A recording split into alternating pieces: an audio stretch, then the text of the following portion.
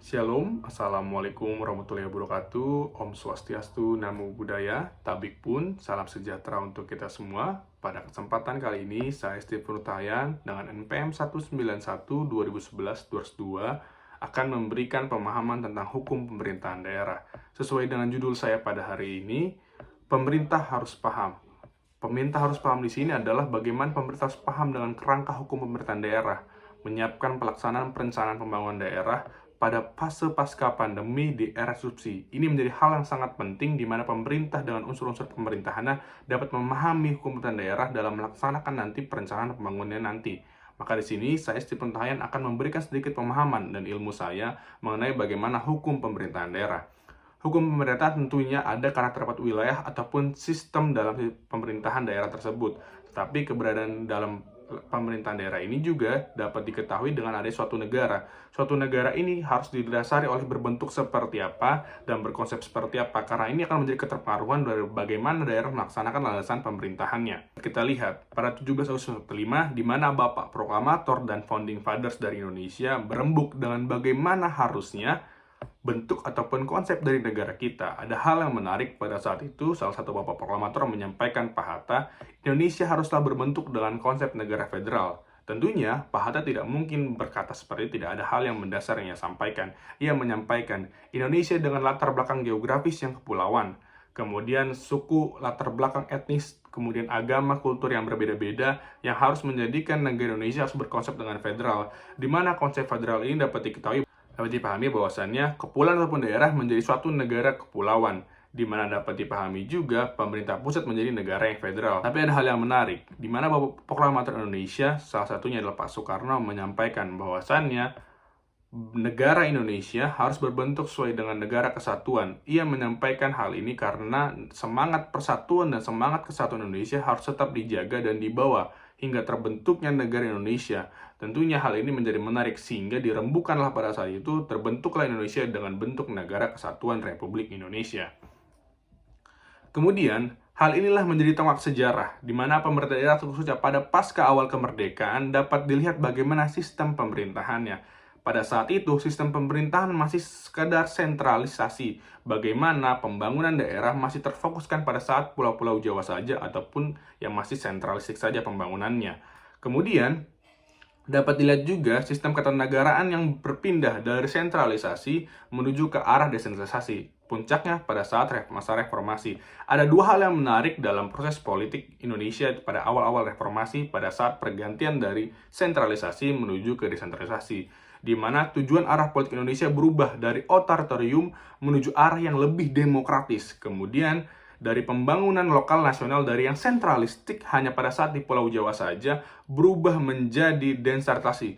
Dengan demikian, proses reformasi mewujudkan dua format baru dalam perkembangan hukum tata negara. Hubungan politik dan pemerintahan yang otoritarian sentralistik melahirkan demokratisasi desentralistik. Akhirnya, pada masa reformasi, dikeluarkanlah legitimasi Undang-Undang Nomor 22 Tahun 1999 tentang pemerintahan daerah dan Undang-Undang Nomor 25 Tahun 1999 tentang perimbangan keuangan yang kemudian direvisi masing-masing menjadi Undang-Undang Nomor 32 Tahun 2004 dan Undang-Undang Nomor 33 Tahun 2004, di mana disebutkan dapat diketahui juga desentralisasi adalah transfer kegiatan perencanaan pengambilan keputusan atau kewenangan administratif dari pemerintah pusat ke pemerintah daerah. Sedangkan otonomi daerah dapat dipahami juga wujud pelaksanaan dari asas desentralisasi ini dalam penyelenggaraan pemerintahannya, yang merupakan konsep teori areal division of power yang membagi kekuasaan secara vertikal. Maka dengan kata lain, desentralisasi dapat diartikan sebagai pengalihan tanggung jawab, kewenangan sumber daya mulai dari sumber daya manusia maupun sumber daya alam, dan lain-lain dari pemerintah pusat ke pemerintah daerah. Berubahnya sentralisasi menjadi desentralisasi membawa perubahan dalam sistem pemerintahan, diantaranya seperti pilkada langsung, pemilu presiden yang langsung. Meskipun dirasa banyaknya perubahan yang ke arah positif, masih banyak ditemukan kelemahan dalam sistem pelaksanaannya, baik dari kelagapan regulasi, kesiapan pemerintah daerah, maupun penerimaan masyarakat sendiri. Kompleksitas pada desentralisasi daerah terjadi karena tidak diberinya pemahaman akan hubungan pemerintah. Mari kita lihat bagaimana hubungan pemerintah. Dapat diketahui di sini bahwa hal ini harus dipahami dengan hubungan pemerintah yang dilihat pada desentralisasi, di mana sebuah mekanisme penyelenggaraan pemerintah yang menyangkut pola hubungan antara pemerintah nasional dan pemerintah lokal. Di dalam mekanisme ini, pemerintah nasional melimpahkan kewenangan pada pemerintahan dan masyarakat setempat atau lokal untuk diselenggarakannya guna meningkatkan kemaslahatan hidup masyarakat. Hubungan antara pemerintah pusat dan daerah mencakup isu yang sangat luas, bisa terkait dengan isu nasionalisme, nation building, bisa pula dengan isu demokrasi, nasional demokrasi lokal, dan oleh karena itu, terkait pula dengan isu hubungan antara negara dan masyarakat. Hubungan antara pusat dan daerah merupakan sesuatu yang banyak diperbincangkan karena masalah tersebut dalam praktiknya sering menimbulkan upaya tarik-menarik kepentingan ataupun spanning of interest antara kedua suatu satuan pemerintah, di mana pemerintah pusat dan pemerintah daerah saling tarik-menarik. Terlebih dalam negara kesatuan, upaya pemerintah pusat selalu untuk memegang kendali atas berbagai urusan pemerintahan yang sangat jelas. Hubungan pemerintah pusat dan pemerintah daerah dapat dilihat dengan bagaimana pembagian urusan sebenarnya. Urusan, tugas, fungsi, serta tanggung jawab antara pusat dan daerah. Akhirnya, pembagian urusan ini menunjukkan bahwa tidak mungkin semua urusan pemerintah dilakukan oleh pemerintah pusat saja. Dengan ini, maka adanya pembagian urusan dapat diketahui dalam Undang-Undang Nomor 23 Tahun 2014. Terdapat klasifikasi urusan pemerintah yang terdiri dari 3 urusan, yakni urusan pemerintah absolut, urusan pemerintah konkuren, dan urusan pemerintah umum. Maka saya akan menjelaskan bagaimana urusan pemerintah absolut. Di mana urusan pemerintah absolut adalah pemerintah yang sepenuhnya menjadi kewenangan pemerintah pusat. Urusan ini sepenuhnya oleh pemerintah pusat, sebagai contoh pertahanan, keamanan, agama, justisi, kemudian moneter dan fiskal. Kemudian yang kedua ada urusan pemerintah konkuren, di mana urusan pemerintah pusat dibagi menjadi dengan pemerintah daerah, provinsi, kabupaten, dan kota. Sebagai contoh, urusan pemerintah konkuren ini juga dibagi menjadi dua, ada yang wajib, kemudian ada yang pilihan. Di mana wajib yaitu pelayanan dasar seperti kesehatan, pendidikan, kemudian perumahan rakyat, sedangkan dengan non-pelayanan dasar seperti lingkungan hidup, kemudian penanaman modal, ataupun persendian. Seperti yang dapat diketahui juga ada yang ketiga, yaitu urusan pemerintah umum, di mana yang menjadi kewenangan urusan pemerintah umum adalah sebagai presiden yang menjadi sebagai kepala pemerintahan. Hubungan serta pembagian urusan ini tidak lepas dari keterlibatan hukum pemerintahan daerah. Maka di sini saya jelaskan apa itu hukum pemerintahan daerah, apa saja unsur-unsurnya, kenapa mereka harus berhubungan dengan hukum pemerintah pusat, dan bagaimana mereka pembagian urusannya dalam pemerintah pusat. Ini dapat kita lihat bagaimana unsur dari pemerintahan daerahnya. Pemerintahan daerah merupakan bagian integral dari bentuk suatu negara. Dasar hukum dari adanya pemerintah daerah terdapat dalam Undang-Undang Dasar Negara Republik Indonesia tahun 1945. Dalam pasal 18 ayat 1 UUD 45 menyebutkan, Negara Kesatuan Republik Indonesia dibagi atas daerah-daerah provinsi. Daerah provinsi itu dibagi atas kabupaten dan kota, yang tiap provinsi, kabupaten, dan kota itu mempunyai pemerintahan daerah yang diatur dalam undang-undang.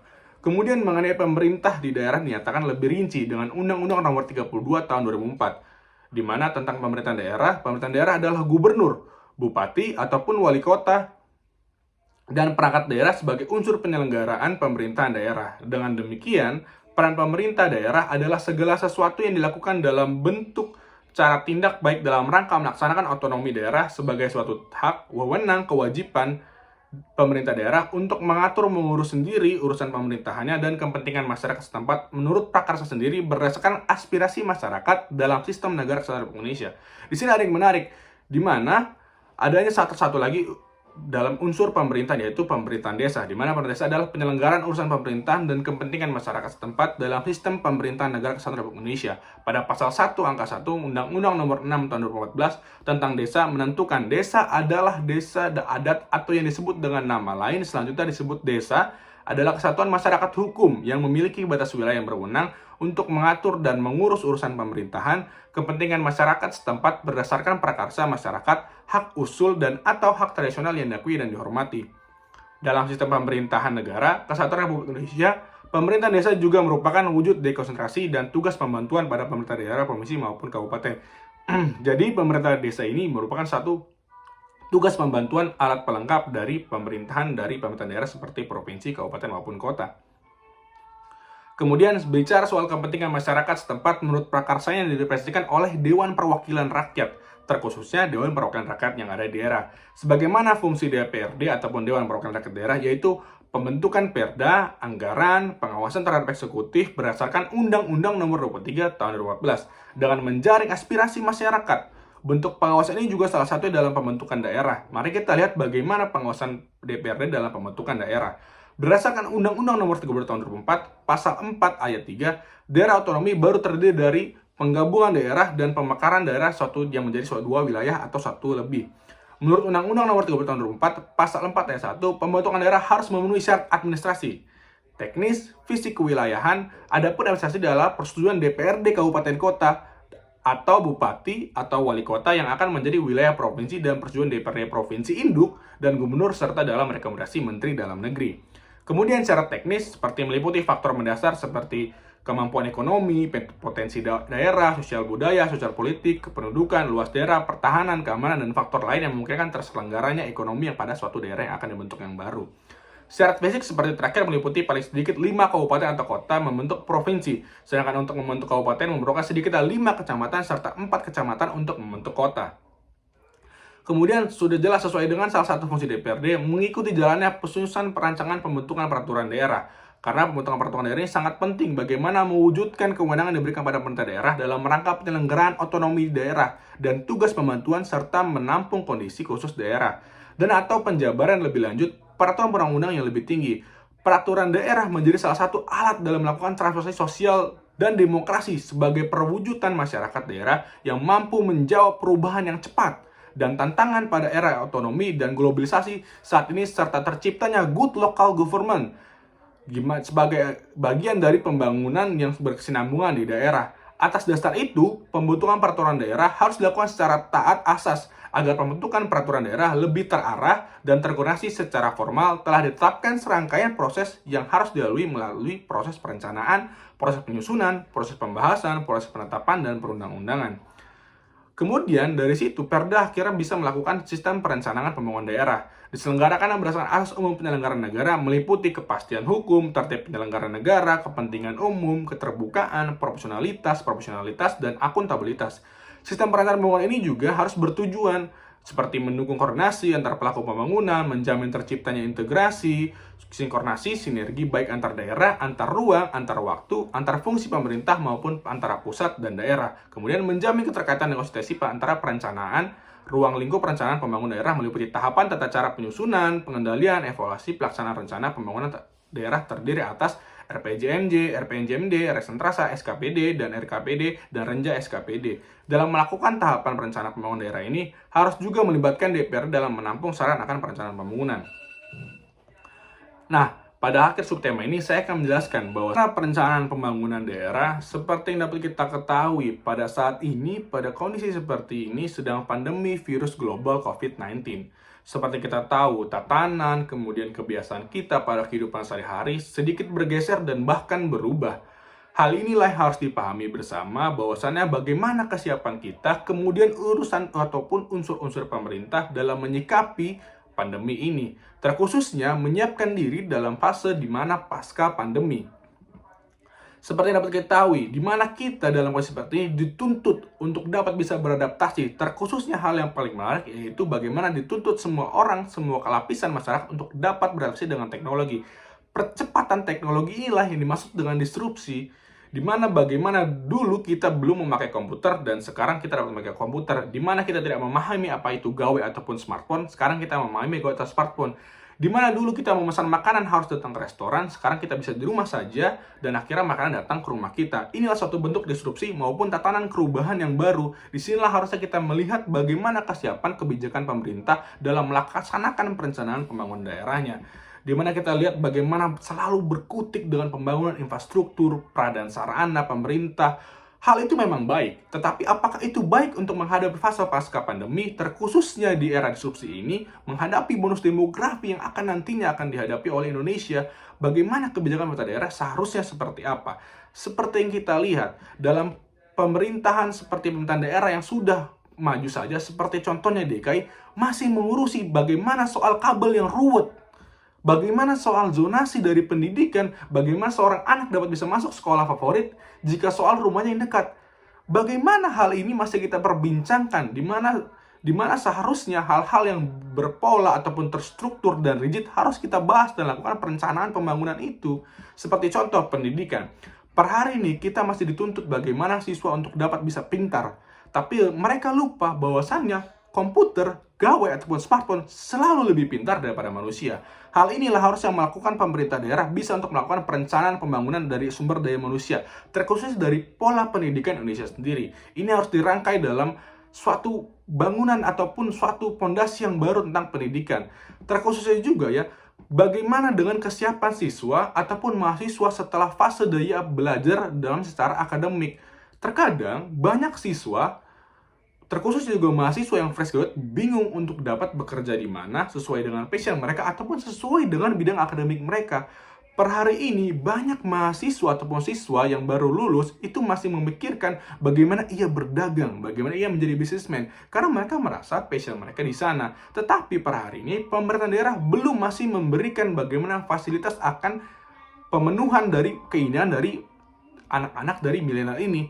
Harus kita pahami bagaimana seharusnya pemerintah daerah melakukan perencanaan pembangunan. Saya akan memberikan salah satu pemikiran saya melalui perencanaan pembangunan yang akan menunjang permintaan dari anak-anak muda tentunya di dalam kalangan bisnismen. Di mana usaha lokal, kemudian UMKM, ini sangat gencar, tetapi teman-teman tidak memiliki mungkin fasilitas, pradan sarana, mungkin logistik yang belum terpenuhi. Saya ada hal yang mungkin saya ingin kritisi, bahwasannya prakerja, saya tidak mengerti kenapa pemerintah pusat melakukan prakerja. Mungkin saran saya pemerintah daerah bisa melakukan prakerja ini tapi dalam bentuk yang lebih rasional, dalam bentuk yang lebih tertata dan sistematis, di mana seseorang tidak hanya diberikan uang tapi dituntut untuk dapat berproses lebih, di mana harus dibuatlah kawasan perdagangan industri dan jasa, di mana ini dikhususkan untuk usaha lokal dan UMKM, di mana teman-teman bisa mulai eksplor kegiatan teman-teman, bisa dibuat juga forum di sana untuk melakukan forum pembelajaran ataupun forum pelatihan pekerjaan, kemudian ada gudang di sana, bisa teman-teman manfaatkan untuk proses pembuatan usaha lokal teman-teman ataupun UMKM dari teman-teman.